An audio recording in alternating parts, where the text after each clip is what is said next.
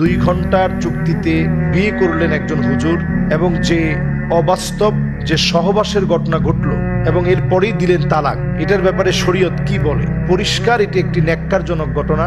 মসজিদ আল্লাহ রাব্বুল আলামিনের অত্যন্ত পুত পবিত্র জায়গা। ওয়ামাই ইউআযযিম শাআইরাল্লাহ ফাইন্নাহা মিন তাকওয়াল কুলুব। যার অন্তরে আল্লাহ রাব্বুল আলামিনের ভয় যত বেশি, সে তত বেশি আল্লাহ রাব্বুল আলামিনের নিদর্শনকে তত বেশি ভালোবাসে। যে আল্লাহকে যত বেশি ভালোবাসে, সে আল্লাহর নিদর্শনকে তত বেশি সম্মান ইজ্জত করে। একজন আলেমের দ্বারা এমন পদস্খলন ঘটবে, এটা সত্যি ভাবতে আমার কাছে লজ্জা লাগে। কিয়ামতের আগে এমন কিছু আলেম বের হবে যারা জমিনের মধ্যে সবচেয়ে নিকৃষ্ট হবে।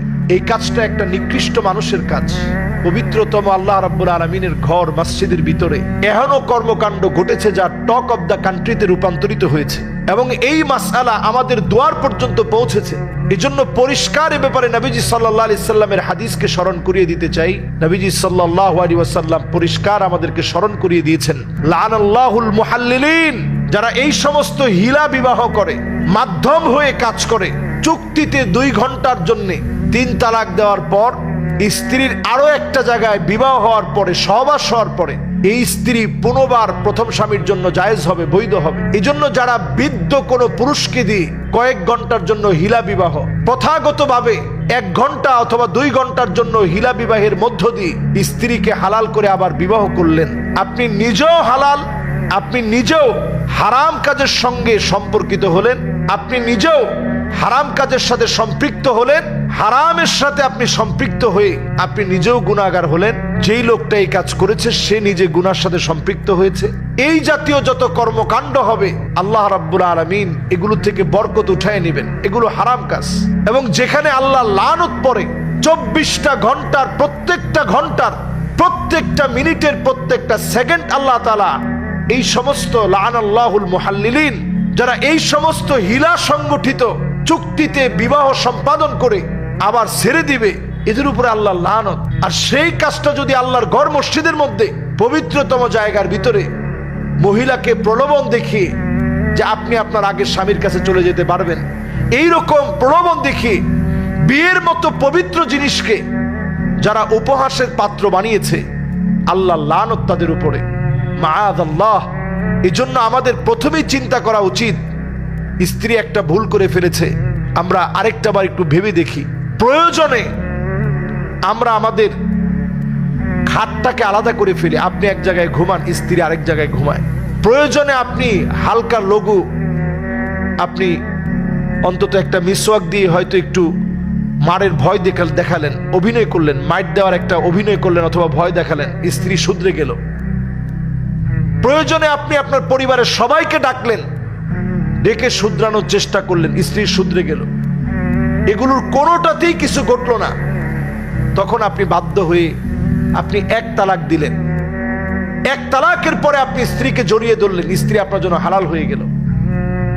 অথবা 2 তালাক দিলেন, তখন স্ত্রীর মনটা গলে গেল যে আহারে, আমার স্বামী তো এতদিন ধরে আমাকে মহাব্বত দিয়েছে, ভালোবাসা দিয়েছে, বরণ পোষণ দিয়েছে, সব দিয়েছে, ঠিক আছে, যা ভুল বুঝাবুঝি হয়েছে সব ঠিকঠাক করে ফেলি।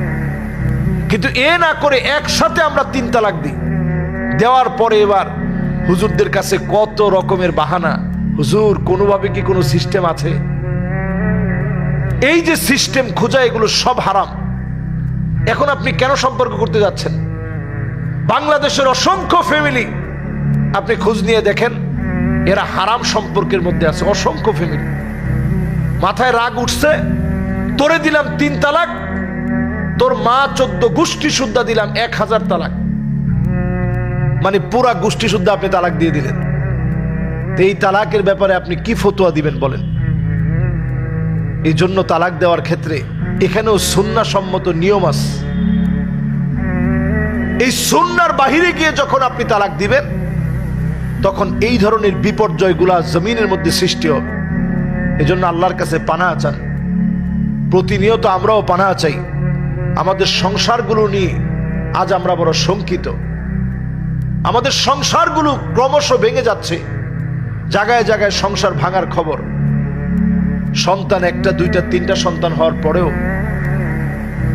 স্ত্রীর সাথে স্বামীর সম্পর্ক ভালো না, স্বামীর সাথে স্ত্রীর সম্পর্ক ভালো না, ছাড় দেওয়ার চেষ্টা করেন। আবু নুবাবাতুল মাসরি, পৃথিবী বিখ্যাত একজন আলেম।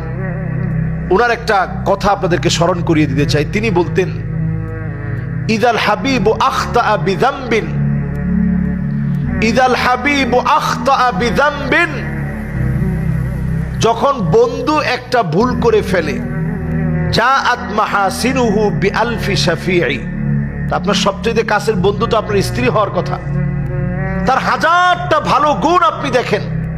আমার স্ত্রী কত কষ্ট করে রান্না বাড়া করে খাওয়ায়, কত সুন্দর আমার খোঁজ খবর নেয়, সন্তানগুলোকে পড়াশোনা করায়, তাদেরকে টেক কেয়ার করে।